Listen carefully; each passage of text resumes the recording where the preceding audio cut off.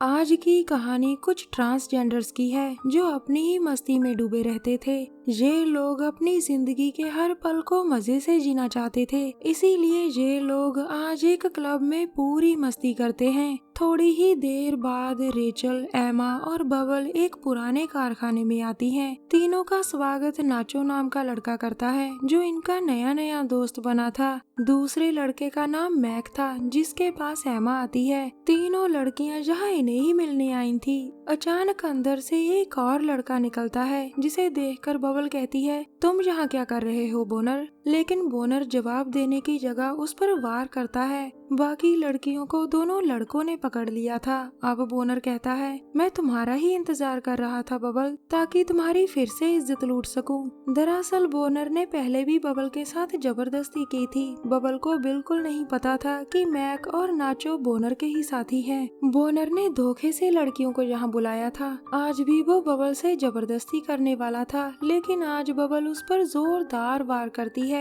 हालांकि बबल के वार का बोनर पर कुछ खास असर नहीं पड़ता, जिसके बाद वो उस पर फिर से वार करता है। बबल की जान खतरे में देखकर दोनों लड़कियां लड़कों पर टूट पड़ती हैं। इसी बीच जख्मी बबल ने अपना फोन निकालकर पिंकी को कॉल कर दिया था। दूसरी तरफ पिंकी एक क्लब में थी जो फोन उठाकर कहती है, बबल तुम्हारी आवाज नहीं आ रही, मैं क्लब से बाहर निकलती हूँ। उधर बोनर के सामने रेचल पड़ी थी। वो दरिंदा उस पर भी जोरदार वार करता है। फिर वो डरी हुई एमा की तरफ बढ़ता है और उसे भी जोर से मारता है। दूसरी तरफ पिंकी और मैरी दोनों घबरा गए थे क्योंकि फोन के दूसरी तरफ से चीखने की आवाज आई थी। उन्हें लगा कि बबल की जान खतरे में है, इसीलिए वो उसकी लोकेशन ढूंढती हैं। उधर बोनर को भी पता चल गया था कि बबल ने किसी को फोन किया है। अब वो बबल से कहता है, पहले मैं तुम्हारी दोस्तों को मारूंगा। ये कहकर वो एमा को मार देता है। इसी दौरान बबल वहाँ से भागकर बाहर निकल आती है। उसी पल पिंकी और मैरी भी वहाँ पहुँच जाती हैं और वो दोनों बबल को संभालती हैं। अब तीनों लड़कों को लगता है कि पिंकी ने पुलिस को कॉल कर दिया होगा, जिसके कारण वो वापस चले जाते हैं। लेकिन पिंकी, उसका गुस्सा तो 7वें आसमान पर था। वो लड़कों के पीछे पीछे अंदर आती है जहां उसके सामने जख्मी रेचल और एमा पड़ी थी। उसे रोकने की कोशिश की जाती है लेकिन वो नहीं रुकती। अचानक पीछे से आकर मैक उस पर कई वार करता है, जिसके बाद पिंकी जख्मी हो जाती है। अब बोनर अपनी गन से उसे मारने ही वाला था कि तभी मैरी उस पर वार कर उसे रोकती है। अब मैक और मैरी दोनों लड़ पड़ते हैं, जिसमें दोनों बुरी तरह से जख्मी हो जाते हैं। उधर बोनर बबल को गाड़ी से बाहर निकाल लेता है और फिर वो उसके सिर पर जोरदार वार करता है। कुछ महीनों बाद बेबी और रेचल बबल को देखने हॉस्पिटल में आती हैं। रेचल ठीक हो चुकी थी लेकिन बबल की आवाज चली गई थी। एमा, पिंकी और मैरी तीनों को बोनर और उसके साथियों ने मार डाला था। कुछ दिनों बाद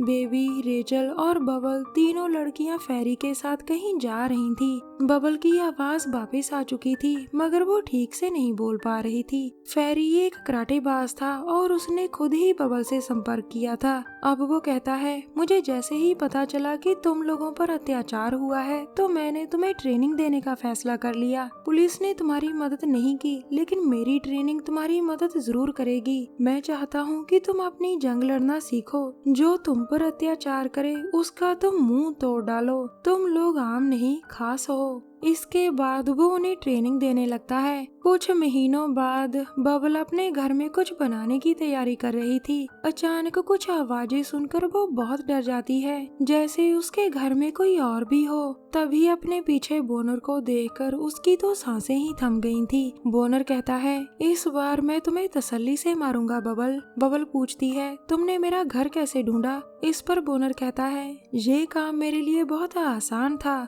उसी पल नाचो और मैक आकर बबल को पकड़ लेते हैं। यकीनन अब बबल के साथ कुछ बुरा होने वाला था। बोनर उस पर गर्म पानी फेंकने ही वाला था कि तभी बबल उस पर वार करती है। आज फेरी की ट्रेनिंग बबल के काम आ रही थी लेकिन तीनों लड़के जल्द ही उसे बेहोश कर देते हैं। कुछ देर बाद बबल को होश आता है, जिसे एक चेयर पर बांध रखा था। अब बोनर उससे कहता है, तुम पहले तो मौत से बच गई थी बबल, क्योंकि मेरे अंदर रहम था, लेकिन इस बार मैं जरा सा भी रहम नहीं करूँगा। फिर वो घूमकर एक चाकू उठाकर कहता है, मैं इस चाकू से तुम्हारी चमड़ी उधेड़ दूंगा। इतना कहकर वो जैसे ही घूमता है तो सामने सिर्फ बबल ही खड़ी थी। इससे पहले कि वो कुछ समझ पाता, तभी उस पर कई लातें एक साथ बरसती हैं। दरअसल बबल की मदद रेचल और बेबी ने की थी। दोनों सही समय पर पहुंचकर उसे बचा लेती हैं। दोनों ने कई दिनों से बबल के घर के बाहर नजर रखी हुई थी, क्योंकि उन्हें उम्मीद थी कि बोनर बबल को मारने की फिर से कोशिश करेगा। थोड़ी ही देर बाद बोनर धीरे धीरे आंखें खोलता है, जिसके सामने रेचल, बबल और बेबी खड़ी थी।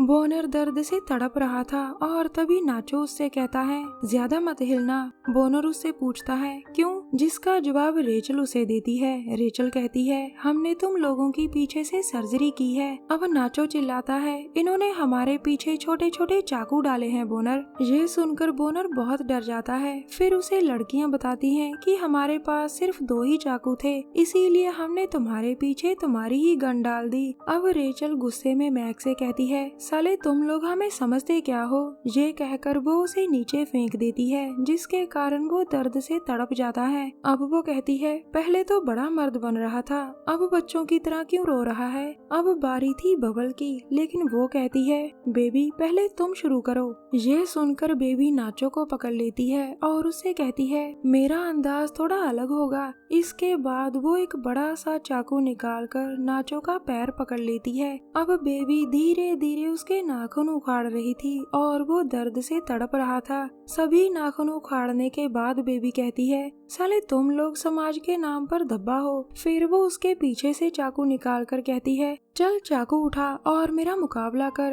अब नाचो किसी तरह चाकू उठाकर उसका मुकाबला करने लगता है। इसी लड़ाई के दौरान वो बेबी को काफी जख्मी भी कर देता है। आखिर में बेबी किसी तरह उसका गला काट कर उसे मार देती है। उधर मैक ने अपने आप ही पीछे से चाकू निकाल लिया था। अब रेचल चाकू उठाकर दूर फेंक देती है और कहती है, तुम लोग हमें जानवर समझते हो, अब तुम जाकर उस चाकू को मुंह से उठाओ। ये सुनकर मैक धीरे धीरे चाकू की तरफ बढ़ता है। वो जैसे ही चाकू उठाता है तभी रेचल उस पर वार करती है। अब दोनों के बीच लड़ाई शुरू हो गई थी और इस लड़ाई में रेचल ने जल्द ही उसे हरा दिया था। उधर बबल का ध्यान बोनर की तरफ जाता है, जो अपनी जगह पर नहीं था। रेचल मैक को मारने ही वाली थी कि तभी बोनर अपने पीछे से गन निकाल कर कहता है, मैंने गन निकाल ली है, अगर कोई हिला तो बबल मारी जाएगी। अब मैक भी चाकू उठाकर रेचल को पकड़ लेता है। अचानक बेबी पहले बोनर को रोकती है और रेचल भी मैक पर वार करती है।